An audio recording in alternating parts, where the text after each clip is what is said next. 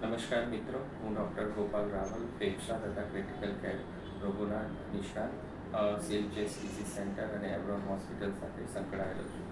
મિત્રો, આપણે જાણીએ છીએ કે અત્યારે જે ગરમીમાં એકદમ વધારો થયો છે, જેના લીધે સામાન્ય લોકોના શરીર ઉપર કેવી અસર થાય છે તેના વિશે આપણે આજે થોડી ઘણી માહિતી આપીશ.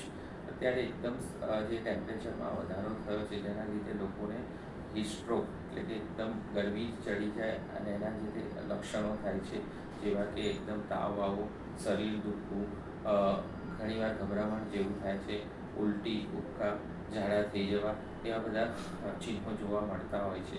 એટલે આમાં આપણે કઈ રીતે આપણો બચાવ કરી શકીએ ખૂબ જ જરૂરી છે. એટલે પહેલું તો આપણે જાણીએ છીએ કે જેમ કોઈ પણ વસ્તુનું prevention is better than cure.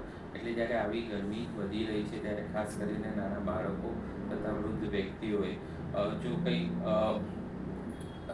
કામ અગત્યનું ના હોય તો ઘરની બહાર જવાનું ટાળવું જોઈએ. ખાસ કરીને બપોરના સમયે જેમ કે 11 વાગ્યાથી લઈને સાંજે 4-5 વાગ્યા સુધી તમે ઘરમાં જ રહો અને જ્યાં તમને તડકો ના હોય અને ઘરનું વાતાવરણ પણ મેન્ટેન રહે, કારણ કે આપણા શરીરનું જે તાપમાન નોર્મલ 37 ડિગ્રી જેવું હોય છે અને આપણે જ્યારે બહાર જઈએ છીએ ત્યારે અત્યારે નોંધીએ છીએ કે 43 ડિગ્રી જેટલું તાપમાન હોય છે. એટલે તાપમાનમાં એકદમ વધારો થતાં પણ ઘણીવાર આવા બધા ચિહ્નો જોવા મળે છે અને જેના લીધે ડિહાઇડ્રેશન્સ થઈ જાય છે, ઘણીવાર તાવ એકદમ વધી જાય છે અને બાળકોમાં અને ઉંમરવાળી વ્યક્તિઓમાં ખાસ કરીને વધુ પડતા તાવના લીધે મગજ પર પણ અસર થાય છે.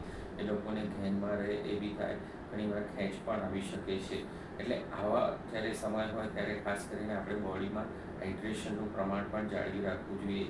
ખાસ કરીને બટર મિલ્ક છે, ઇલેક્ટ્રોલ પાવડર સાથે કોઈ પણ પ્રવાહીનો ઇન્ટેક લેવો ખૂબ જ જરૂરી છે અને જરૂર ન હોય તો ઘરની બહાર જવાનું ટાળવું જોઈએ અને તમારા નજીકના ડૉક્ટરનું યોગ્ય માર્ગદર્શન લઈ અને એની સારવાર કરવી ખૂબ જ જરૂરી છે.